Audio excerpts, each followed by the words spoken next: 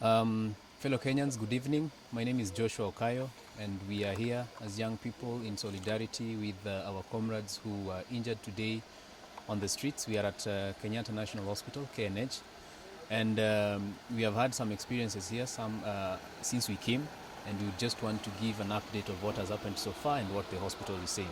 So I'll invite Comrade Julius Kamau to tell us a bit about his experience since he came to KNH.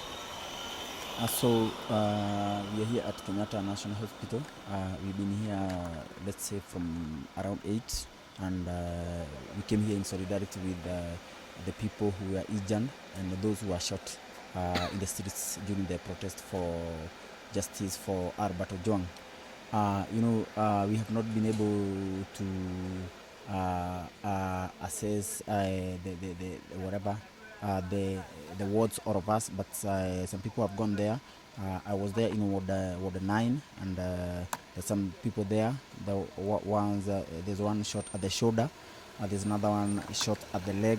I think that is Peter Karaoke. He's a driver, and now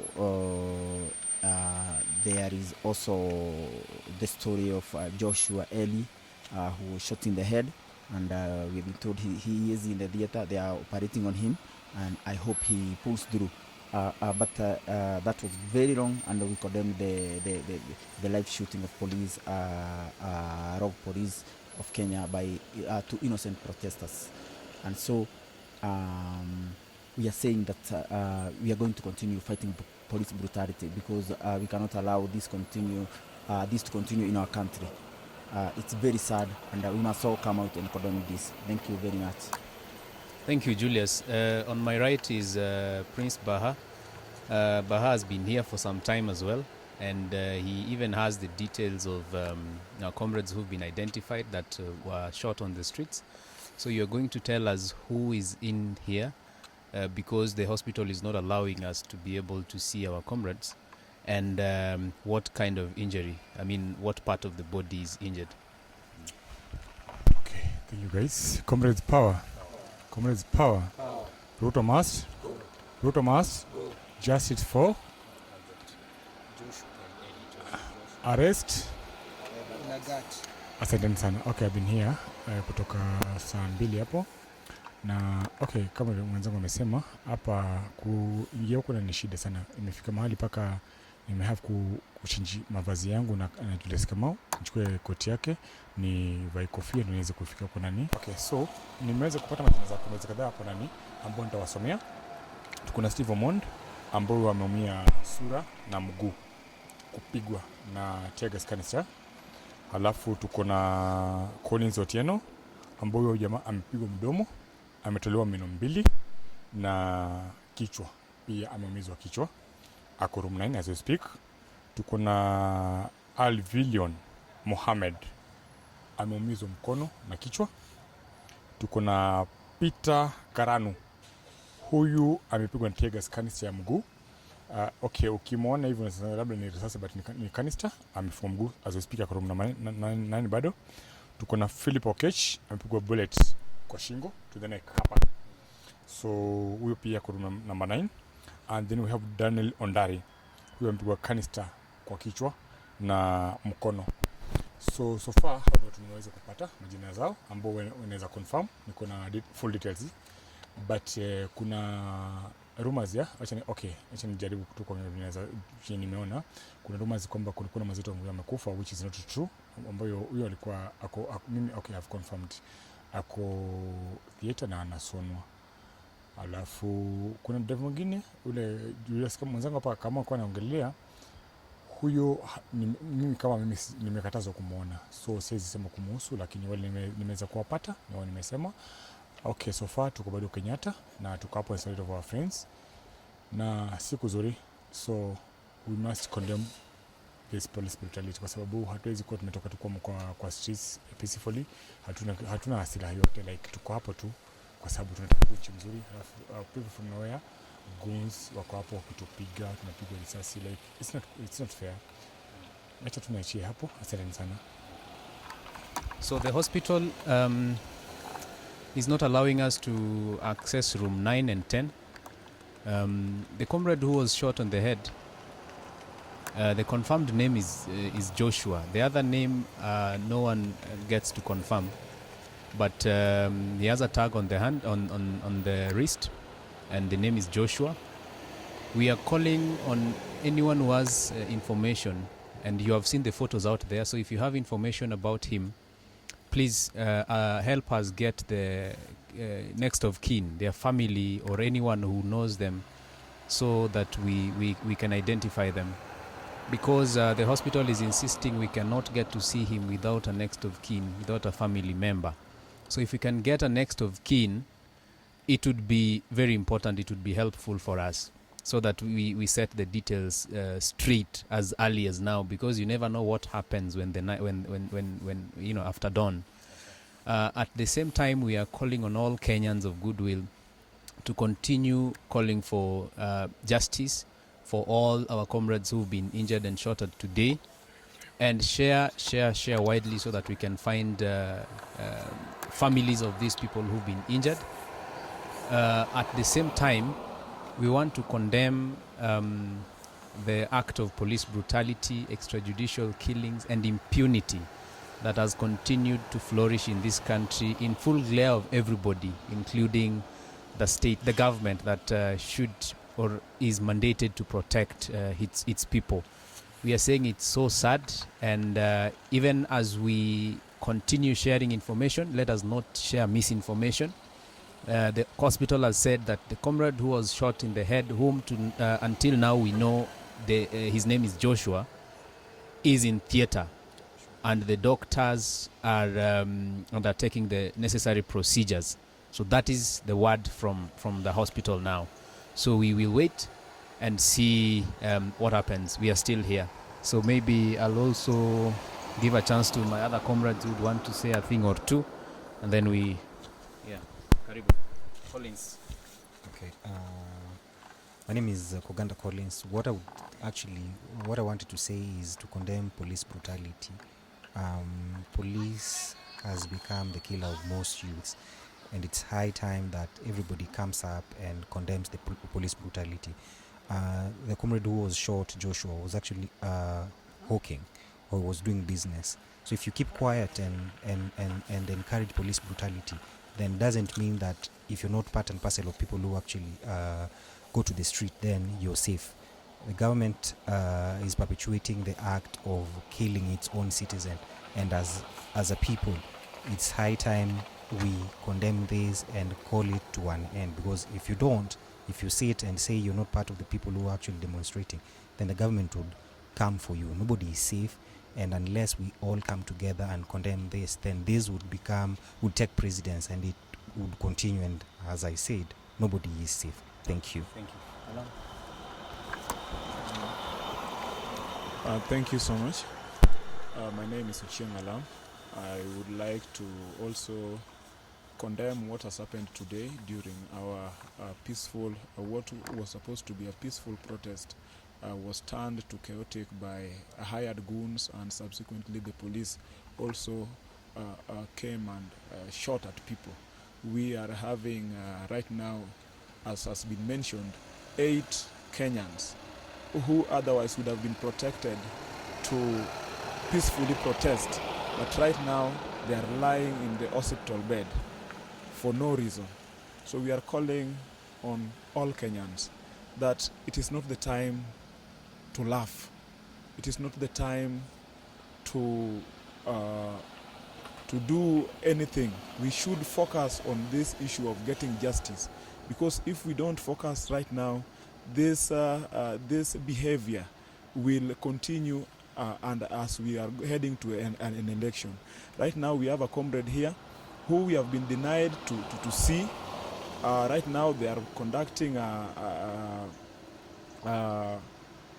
procedure on him, which we know is very necessary, but again we fear that we might not get the evidence required if no one is there also to oversee what is taking place there.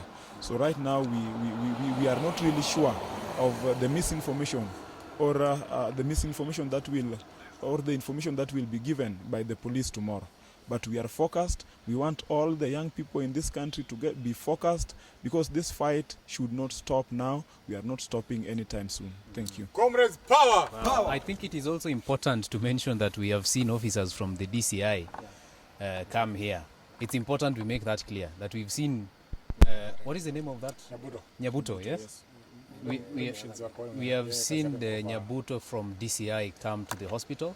So it's also important that you know that the police are taking over and yet the family is not here. So that's something. But please help us find the family of this comrade who was shot today. At the same time, it's important that we also take measures as Kenyans to protect ourselves. And I continue to encourage us to employ what we call active non-violent measures to be able to protect ourselves against police brutality and to ensure we are safe, because at the end of the day we are not relenting. We only have ourselves to protect. And if we are to lose our lives, then we'd rather lose our miserable lives than sit at home. I mean, they can still come for us at home. Sindio? Yes. Sindio? Yes. So we are saying that they have come for people at home. They have done much more. We should not wait for them to come for us at home. Good example, Ojwang. And a good example is Ojwang, whom they went for when he was taking lunch. All right? Actually, he was about to. He had not even taken lunch. So they can come for you anywhere, anytime. We'd rather die on our knees, on our legs, standing, than on our knees. And so we are encouraging Kenyans, all Kenyans, to come out in solidarity with Joshua, with Albert Ojwang, with everyone else who's been slain and who've been murdered by rogue police, for us to protect ourselves and for us not to realize these cases in the coming future.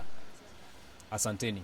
As has been confirmed, we have a list of 7 here, and then there's Peter Karaoke, the driver. That's the 8th, and then we have Joshua, who is the 9th. So we can say 9 confirmed. Check. Okay, wale unaweza kuona kuna majeraha ya shingo ambayo ilikuwa risasi, kuna majeraha ya mguu, kuna wenye wameng'olewa meno. Kuna mmoja ameng'olewa meno 2. Collins. Maybe I confirm. I mean it. Let me confirm. So to be sure. Just narrate to us that. Okay, mdomo Collins Otieno. Yeah. Meno 2 imetoka. Na ambaye na kung'olewa meno 2 ameumizwa mkono na kichwa. So yeah, au nimeweza kuconfirm. Alafu kulikuwa na kichwa, kuna mguu, kuna kanister ya kichwa, kuna kanister ya mguu ya mguu. Alafu kuna kanister ya mkono na kichwa. Hao ndo nimeweza kuwaona. Na okay, walikuwa in a stable condition, but si mzuri sana. Of which unajua sasa okay, it's not serious until you hit. Kwa sababu kama ni mtu unaona hii iko sawa, but until you hit utajua ni serious. Sawa? Halafu mimi nilikuwa nataka kuongea kitu moja. Na nataka kuongea na Wakenya, mostly the young people, kwa sababu sisi wote tumeona chenye kilifanyikia Albert. Albert is our brother, and whatever happened to Albert can happen to any one of us. No one is safe until all of us are safe. Sawa? Kwa sababu mtu kama Albert alienda kwa nyumba yake, kwa nyumbani akienda kuchukua chakula na cha mchana, na hakuweza kupata nafasi kula chakula kwa sababu gani? Alichukuliwa na kaletwa Nairobi, ambapo aliuliwa. Kesho yake babake alikuja akapatiwa, akaonyeshwa mwili. Ni kweli? So huyu mzee, mimi kama Prince Baha, kama kijana mdogo, nimehuzunika sana ile kitu mzee amefanya, kwa sababu hawezi tuua alafu kuja utudanganye na pesa. Ni kama unikate mguu alafu nilete crutches. Sawa? Umenikata mguu alafu nilete crutches. Like sasa bro, unajaribu kuonyesha nini? Sasa mimi ningeomba mzee, baba Albert, if you can hear me, hiyo pesa sisi kama vijana, sisi kama Kenyans tulikuwa tumejitolea kukuchangia, and we were ready to take care of anything. Sawa? Mambo ya Albert tulikuwa tumejitolea kushughulikia kutoka mwanzo mpaka mwisho. Mazishi ya Albert tulikuwa tumetake over kila kitu. Ningekuomba mzee, wewe ni kama babangu. Sawa? Na kuomba kwa heshima zote, hii pesa ya Kasongo rudisha. Sisi tutakuchangia double. Na mzee usijaribu. Sisi ni waoga sana. Na ukicheza hiyo mazishi, si ni kwa boma yako, tutakufukuza hata wewe na wewe Kasongo wako, na sisi tutatake over. tutazika mwenzetu na tutamuzika bila wewe, kwa sababu huwezi tupiga halafu kuja tupatie pesa. Bro, unatuambia nini? Asanteni sana. We have seen more brutal protests. We have seen more violent protests. And we have never relented. So this is not going to be the first time we are relenting. We are not going to give up. We are not even near giving up. As we have said, we don't care how much more they do, because it appears to us like the state has sanctioned police brutality, and the state is backing everything that the police officers are doing. That is why a police officer has the audacity to shoot someone at close range, someone who's just selling masks, someone who's not even protesting. And they have surrendered because his arms were up. Someone who doesn't even know that, they are not even armed. The police is able to shoot at him at close range. So that means that they are very much aware they have the backing of the state, and that's why we have this kind of impunity. But what we are saying is we must end police brutality, we must end extrajudicial killings, we must end all these enforced disappearances by any means necessary. And because the institution that is charged with taking care of Kenyans is not capable of doing that work now, the people of Kenya will take it upon themselves to actually take care of themselves. The same way I said, we shall employ active non-violent measures to ensure that we protect ourselves. Someone has asked me before that, what does this look like? We are not going to tell you our means or whatever we are going to do, or what it looks like to apply active non-violent measures. What we are going to do is to employ active non-violent measures, because we can also not just sit and cry all the time that we are being killed and we are not able to protect ourselves. Sure. This is now a matter of protecting ourselves. We are not going to be violent with anybody.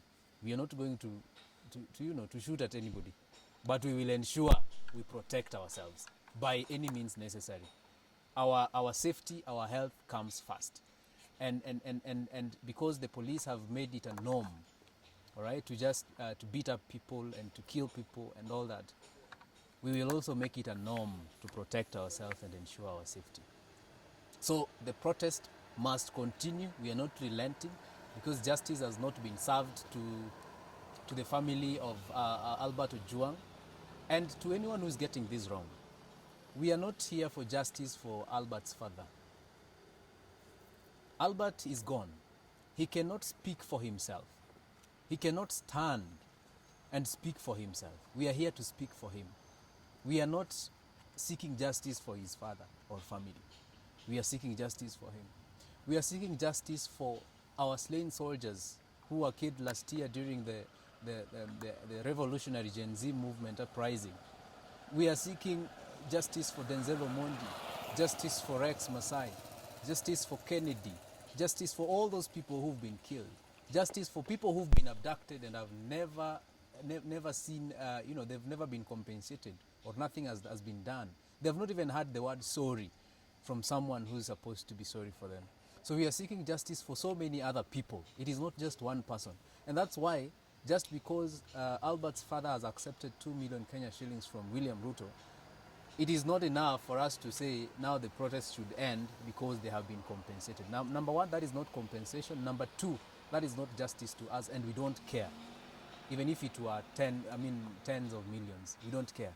The protest must continue, the struggle must continue, and we must ensure that we get justice that we have been agitating for the longest time. Viva! Viva! Viva Comrades, viva! Viva. Power, Comrades, power! All sovereign power belongs to the people. All sovereign power belongs to the people. Who are the people? We are the people. Who are the people? We are the people. The people may or the people shall? The people shall. The people may or the people shall? The people shall. Shall meaning mandatory. Sindio? Mandatory. Justice must be served to us. Thank you.